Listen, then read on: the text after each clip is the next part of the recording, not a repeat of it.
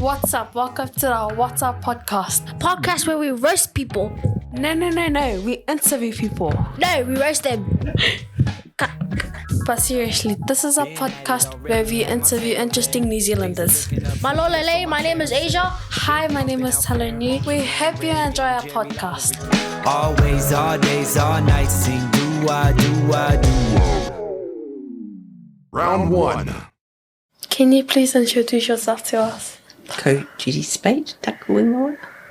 What's more than that? Today I'm not wearing a pulatasi like you are, and it's so beautiful.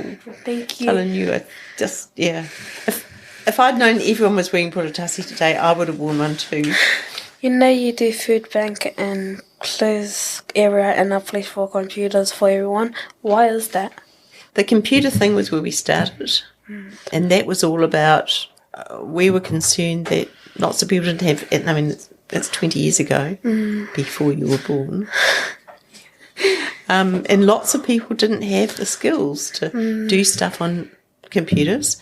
And the other thing was that we saw that the government had all these fancy plans about everybody interacting with them online, and so if half your population doesn't have the skills to do that, where does that leave us? They wonder why we're not answering, the census. Well, that's because it's not delivered in an effective way. For us, we wanted to make sure that everybody had a chance to participate in this fancy new world. And, that's what we're still doing, with the holiday program, as you know, with Geek Camp, trying to bring you the most exciting, latest stuff that's been going on, and then embedding that in the things that we know already. What about the food and what about the clothes? So one thing that we were aware of coming here was that not everybody had enough food. And, since then, time has got worse and worse and worse with, food prices. It used to be just people that didn't work that, were really appreciative of a food box. But now anybody's really, how am I going to get my salmon? Because I sure as hell can't afford it. But for all of us, we look at the prices of food, and, once upon a time, not so long ago, $100 bought, food for a few days, and now it doesn't anymore. Not if you've got a family. So I could see that food was a scarce commodity, but I knew that there were organisations that collected food and redistributed it. So that was why I really thought it was important to get involved in that. It took a long time for us to make all the right connections, but we're getting there slowly. And then the last bit about the clothes. And I guess, back years ago, before I became grown up and more responsible, I really didn't understand the issues around people buying new clothes all the time. Why the hell wouldn't you buy new clothes all the time? But now we see the impact on the world. I can't buy anything without my kids saying to me, "Oh, don't forget that a child made that in a factory." And you think, oh, okay, well, maybe that's true. But then you also see things like this jacket here. This jacket came from my brother's neighbour, who said, just give all those clothes to people that would like them. So he said, well, my sister might. So we get given huge amounts of clothing that people don't need anymore. So that, I guess that's that, and all of us wearing those clothes. I hope you wear some of them. Yeah, I do. Oh, good. You'll do, it means that we can do our bit for saving the planet, and we save ourselves a hell of a lot of money. Yeah.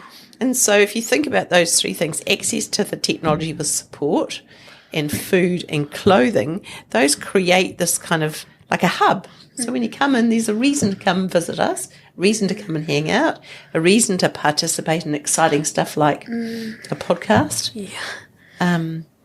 Yeah. So it becomes like all those things make it interesting and make it fun and make it useful for family life. Why did you start this place in the first place? I met my husband when I was middle-aged, and I really thought that I was never going to, find love again, and I did. He and I had both worked in jobs where we travelled a lot, a huge amount. But it wasn't real travelling. It wasn't like go to a place and understand what the people are like or how it feels. It was like go to the airport, go to a meeting, come home again. It was just stupid. And look, I've never been to Samoa. I mean, what sort of person am I? But I've been to Russia. I've been to Moscow. But we had got to the point where, as I sometimes say, when you talk about fossil fuel, do you know what I'm talking about? You know, fossil fuel is the stuff that we burn in petrol-driven cars. So you can understand to take an aeroplane, we didn't used to think about that 20 years ago either, but to get an aeroplane to go, say, to Melbourne for the day, which is I used to have to do for a meeting, or to go to Singapore for one night. Russia, I was allowed to go for a week, but, I mean, it cost the planet a hell of a lot of money. So we were sick of having to travel all the time, sick of waking up. I used to wake up in the morning and not know where the hell I was, because every hotel room in the world looks the same unless you're in London or Tokyo, in which case it looks like a bathroom. But it wasn't a fun way to live. And I found a man, and we said we'd have a baby together, and that was what we wanted to do. And then we said, well, what should we do now? And we said, well, let's do something that matters. And I guess that we'd done all this business stuff, and so that, started becoming, a real thing. What can we do that no one else wants to do? Or we can go and work in communities where maybe things like digital skills or food or clothing is a useful thing to help with and help bring it all together. I mean, I'm the magic of the food arriving twice a week here is, I find it overwhelming. It's really exciting. Never the joy of it. Apparently, the first time we ever got the first delivery, I cried all over the lady. So, but it's like magic. And the clothes coming, and you talk about abundance, and this is abundance. Enough for as many people that would ever want it. What's some younger advice you would give to my younger generation? Stay at school, finish school, find a way to buy your future family the things that they need so that you can create that success for not just your generation, for your family, but the generations going forward. That's the thing that's going to make the difference. Access to education, access to the tools to give ourselves a great life. You see how hard your mums work, both of you. You know that every day they're striving to make your life the best life that they can make it. And, they're amazing women, and you guys will be amazing women too, I know that. So be the people that you can be. But the first thing is, don't leave school early. Please don't. Round 2. Do you have any nicknames? Yes. So my dad calls me Mrs. Podwhiskers. Scary. Pod. I don't know where Pod came from. Lots of people call me Pod. My uncles, the older people, I think. My husband calls me Jude. Jude? My children sometimes call me Judy when they think I'm not listening to them. Have you ever saved someone's life?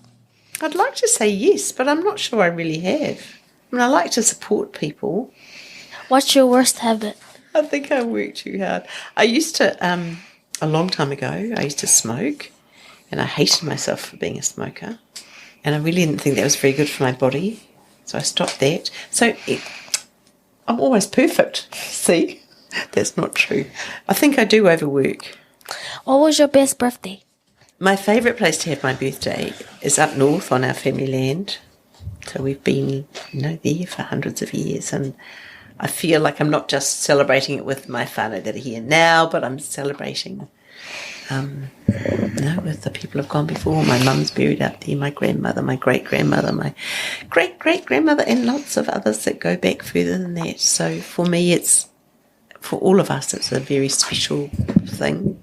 Māori have a thing they talk about, tūronga waiwai, the place that my feet stand, and so that's my place to spend my birthday as often as I possibly can.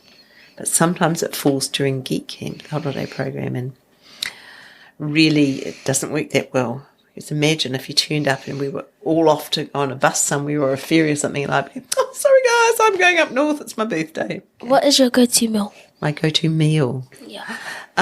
Okay, this sounds really indulgent, but I only have half a piece, or even a third sometimes. I really like hot smoked salmon, my very, very favourite thing in the world. So if Tony has something I don't think it's very healthy for dinner, I said, just get me some salmon, it'll do me for the next 2 or 3 nights.